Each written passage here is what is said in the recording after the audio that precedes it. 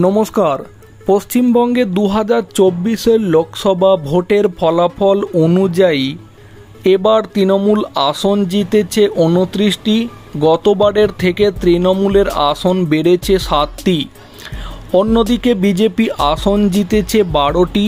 গতবারের থেকে বিজেপির আসন কমেছে 6টি। এখন যদি বিধানসভার নিরিখে আসন পরিসংখ্যানের হিসাব করা হয় তাহলে এবার 2024-এর লোকসভা ভোটের ফলাফল অনুযায়ী পশ্চিমবঙ্গ থেকে তৃণমূল আসন জিতেছে 190টি মতো। অন্যদিকে বিজেপি বিধানসভার হিসাবে আসন জিতেছে 90টি মতো। ঘটনা এটাও, পশ্চিমবঙ্গের বিরোধী দলনেতা শুভেন্দু অধিকারীর গড় পূর্ব মেদিনীপুর জেলাতে যে দুটি লোকসভা আসন আছে, কাঁথি এবং তমলুক, দুটি লোকসভা আসনেই বিজেপি জয় পেয়েছে। এখন ঘটনা হচ্ছে, পশ্চিমবঙ্গের বিরোধী দলনেতা শুভেন্দু অধিকারীর গড় পূর্ব মেদিনীপুর জেলাতে কোথাও যেন বিজেপিকে থামানোই যাচ্ছে না।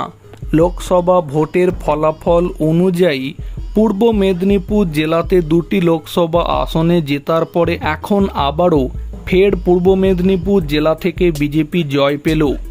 শুভেন্দুর নন্দীগ্রাম ভোটে আবারও বড় জয় পেল বিজেপি, ধরাশায়ী করল তৃণমূল কংগ্রেসকে। আবারও শুভেন্দু অধিকারীর কাছে নাস্তানাবুদ হতে হলো তৃণমূল কংগ্রেসকে। বিরোধী দলনেতা নন্দীগ্রামে বিধানসভা নির্বাচনে পরাজিত হয়েছিলেন মমতা বন্দ্যোপাধ্যায়ের। লোকসভা নির্বাচনে তমলুক লোকসভা কেন্দ্রেও হেরেছে তৃণমূল কংগ্রেস। এবার হার মানতে হলো সমবায় নির্বাচনেও। নন্দীগ্রাম 1 নম্বর ব্লকের হরিপুরের প্রিয়ানগরী সমবায় কৃষি উন্নয়ন সমিতি লিমিটেডের পরিচালনায় সমিতির নির্বাচনে গোহারান হারতে হলো তৃণমূল কংগ্রেসকে। প্রিয়ানগরী সমবায় কৃষি উন্নয়ন সমিতি লিমিটেডের পরিচালনায় সমিতির নির্বাচনে 12টি আসনের মধ্যে 11টিতে জিতেছে বিজেপি। এই সমবায় নির্বাচনে 12টি আসনে প্রার্থী দিয়েছিল বিজেপি।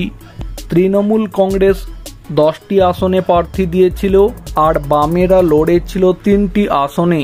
কিন্তু এখানে গেরুয়া শিবির সকলকেই টেক্কা দেয়। যদিও রহস্য এখানেই তৈরি হচ্ছে, তৃণমূল যেখানে 12টির মধ্যে 10টি আসনে প্রার্থী দিল, সেখানে অন্যদিকে বামেরা 3টি আসনে প্রার্থী দিল।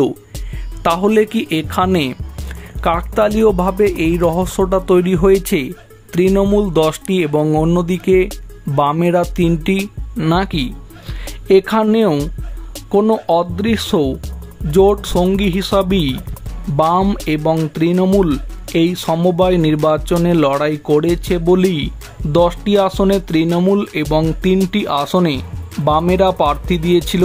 প্রিয় দর্শক বন্ধু, সমবায় নির্বাচনে বিজেপির জয় এবং এই যে ঘটনাটি সামনে এলো, তৃণমূলের 10টি আসনে লড়াই করা এবং বামেদের 3টি আসনে লড়াই করার বিষয়টি নিয়ে আপনাদের কি মতামত থাকছে কমেন্টে জানাতে পারেন। ভিডিওটিকে সম্পূর্ণ করে দেখার জন্য অসংখ্য ধন্যবাদ।